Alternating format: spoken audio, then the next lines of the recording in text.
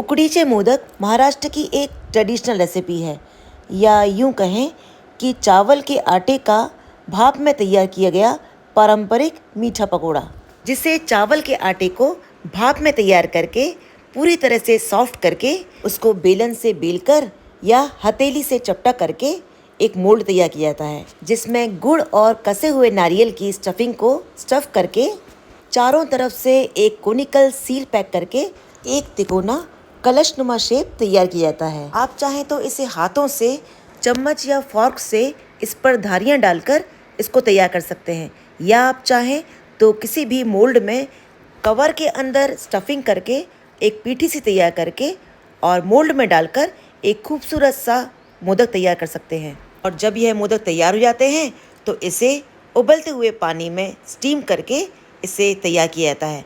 आप चाहें तो इसमें केसर के धागे भी लगा सकते हैं और इसे स्टीम करके गर्मा गर्म घी के साथ परोसा जाता है। और गणपति जी का तो यह फेवरेट है। तो आइए आज हम भी मोदक बनाते हैं, और वो भी बहुत ही आसान तरीके से। इसके लिए सबसे पहले हम 2 कप के करीब पानी लेंगे और 1 कप के करीब चावल का आटा लेंगे और अच्छी तरह से मिक्स करके इसे हम ढक करके स्टीम करेंगे। यानी जितना चावल का आटा लेंगे उसका जस्ट डबल पानी लेंगे। और दूसरी तरफ एक पैन में हम थोड़ा सा घी लेकर हाफ कप के करीब गुड़ लेंगे और गुड़ को अच्छी तरह से गर्म करेंगे जब तक कि वह पूरी तरह से मेल्ट ना हो जाए। अब इसमें कद्दूकस किया हुआ नारियल यानी ग्रेटेड कोकोनट डालेंगे और अच्छी तरह से मिक्स करते हुए हाफ टी स्पून के करीब इलायची पाउडर डालेंगे और सभी को अच्छी तरह से मिक्स करते हुए थोड़ा सा भून लेंगे। देखिए इसका टेक्सचर कितना सॉफ्ट हो गया है।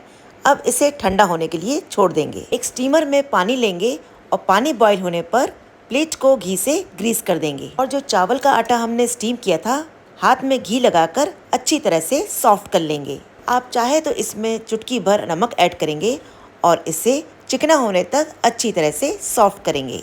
ये देखिए चावल का आटा पूरी तरह से सॉफ्ट हो गया है। अब आप चाहें तो इसकी छोटी छोटी लोइयां निकालकर इसको हाथों से चपटा करके मोल्ड तैयार कर सकते हैं, या आप चाहें तो इसका डो तैयार करके इसको बेलन से बेलकर किसी भी कटोरी या ग्लास की हेल्प से इसको कट करके छोटे छोटे सर्कल्स तैयार कर सकते हैं। देखिए इस तरह से हमने एक कटोरी की हेल्प से सारे सर्कल्स तैयार कर लिए हैं। इससे एक ही बराबर पतले और एक ही शेप के मोदक तैयार होंगे। और इस तरह से जब सारे बेस तैयार हो जाएं तो एक को अपनी हथेली पर लेकर इसमें जो भी हमने स्टफिंग तैयार की है उसको स्टफ करेंगे और चारों तरफ से इकट्ठा करते हुए इसका एक कोनिकल कलशनुमा शेप तैयार करेंगे।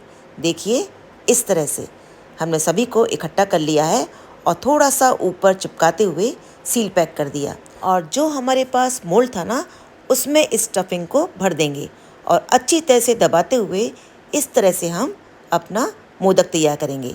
ये देखिए इस तरह से हमने एक एक करके सारे मोदक तैयार कर लिए हैं।